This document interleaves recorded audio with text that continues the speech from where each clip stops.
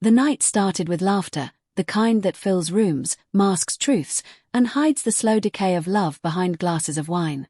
It was our anniversary party, and our home pulsed with music and chatter. My wife, Madison, looked breathtaking every inch. The woman people admired, glowing, confident, untouchable. She floated from guest to guest, laughing too loudly, brushing off my presence like it was optional. I stood quietly swirling my drink, watching her. I knew that laugh, the one she used when she wanted to prove she didn't care anymore. I also knew she wasn't joking when she said the things that would later destroy her. It happened near the end of the night. Her best friend, Julia, was teasing her about how lucky she was to have a husband who still looked at her like the first day we met. Madison, drunk on attention and cheap validation, smirked and said, "Oh, please, Julia. You can take my husband if you want. I don't care." The room laughed. Even Julia gave a nervous chuckle. But I saw it. That fleeting smirk of arrogance in my wife's eyes, as if daring me to react. I didn't. I just smiled, took another sip, and quietly said, "Careful what you offer, Mads. Some people might take you seriously." The laughter faded awkwardly. She rolled her eyes. "Oh, come on, babe. Don't be so sensitive. It's a joke." But the damage was already done. Not because of the words, but because I could feel the truth behind them. It wasn't a joke to her. It was power. The power to humiliate. To remind me that she believed she could say anything and I'd still stay. That was the night I realized. She thought I was too weak to ever walk away. The next day, I did something she never expected. I took her words literally. I dressed sharp. Cologne, cufflinks, the works. When she asked where I was going, I smiled and said, "Out. You said you don't care, remember?" The flicker of confusion in her eyes was brief. She laughed, waved me off, and said, "Sure, have fun." I nodded. "Oh, I will." And I left, not to hurt her, but to finally remind her that her words had weight. And I was done pretending they didn't. Dinner with another woman wasn't revenge. It was clarity. She was kind, genuine, someone I'd met through work. Nothing scandalous, just conversation that felt easy. No games, no mocking, no edge. She asked about my wife, and I told her the truth, that I wasn't sure if my marriage still existed. We talked, laughed, and for a few hours, I felt what peace used to feel like, something I hadn't known in years. I didn't cross any lines. But when I came home that night, something in me had changed completely. It was almost midnight. The house was dark except for the faint glow of the TV. Madison sat curled on the couch, eyes red, mascara streaked.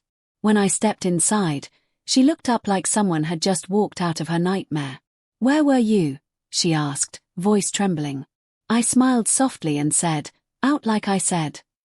Her lip quivered. "With who?" she whispered. "A friend," I replied simply. "You said you didn't care, remember?" Her face twisted, panic rising. No, I was joking. I didn't mean it like that." I took off my jacket, hung it on the chair, and said nothing for a long time. She kept talking fast, desperate. "I was just trying to make people laugh. You know, I didn't mean it. Please tell me you're not serious." Her voice cracked on the last word.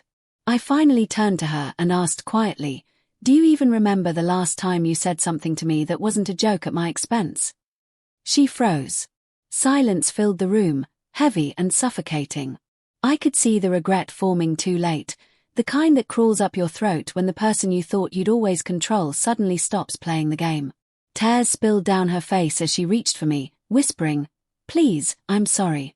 I didn't mean to hurt you." I sat beside her, not angry, just tired. "Madison," I said softly, "you keep saying things you don't mean until one day they become the truth. You joked about not caring, and now I believe you." Her breath hitched and she buried her face in her hands. "Don't say that," she sobbed. "I do care. I didn't think you'd actually," she stopped mid-sentence, realizing how those words sounded. She didn't think I'd ever have the courage to leave. I stood up and looked at her one last time. The woman I'd loved, the one I'd fought for, even when she laughed at my pain. You wanted attention, Mads, I said quietly. Now you have all of it. Just not the kind you expected. Her eyes widened as I walked toward the door. Wait, she cried out, her voice shaking. Don't go. Please, I didn't mean it. I paused, looked back, and replied, that's the problem. You never mean anything until it's too late. That night, I didn't go far. I stayed at a hotel nearby, unable to sleep, but too numb to feel heartbreak. Her messages flooded in. Photos of us, old memories, desperate apologies. But the truth was, something had already broken beyond repair. The woman I fell in love with had vanished somewhere between her jokes and her pride.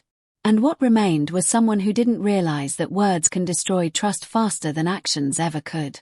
Days later, she showed up at my office, eyes swollen, voice shaking, clutching the necklace I'd once given her. She said, I'll do anything to fix this. I looked at her, feeling a mix of love and loss.